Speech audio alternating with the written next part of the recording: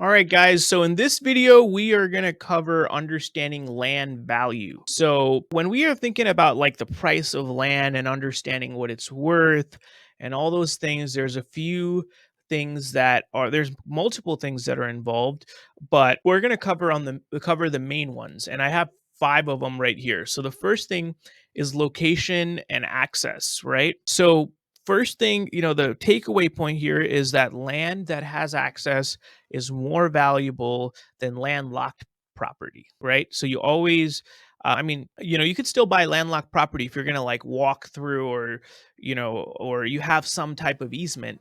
But land with a legal road, even if it's a dirt one, has more value. That's just a simple thing for you to take away on that first point. So the next thing is utilities and zoning.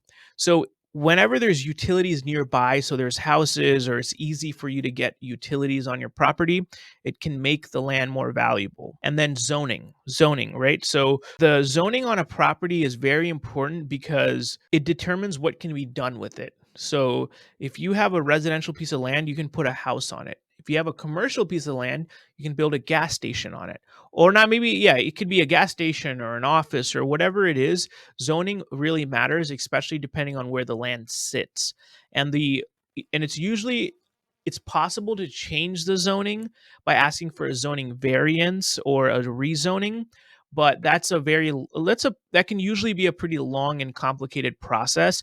So you want to buy land with the proper zoning that allows for the best use that works for you. The next thing is terrain and usability, right? So if the land is like flat, dry and buildable, there's a higher demand for it because sometimes people that will buy land, they want to build stuff on it.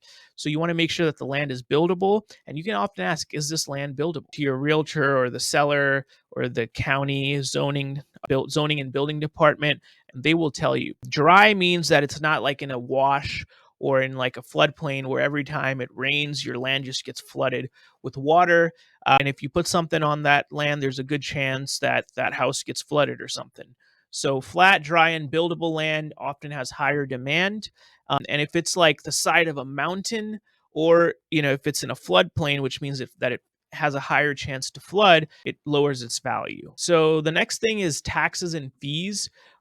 The lower your taxes are, when usually with land, it's really not that bad, but you want to always double check. Is lower taxes means that it's easier for you to own things for the long term, right? If you have to make a payment of $50 a year, that's much easier than having to make a payment of $500 a year.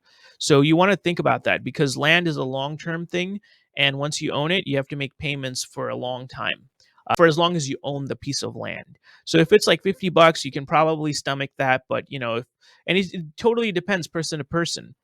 And then the next thing is how close it is to the path of growth, or the proximity to growth, right? Meaning that if your land is located where there's like a new car manufacturing plant coming, your value is going to go up because there's going to be more jobs, more development, more things that open up in that area. So always think about, if that's important to you, is thinking where is the path of growth, and where I'm buying. So the next video, what we're going to cover is the land buyer mistakes to avoid.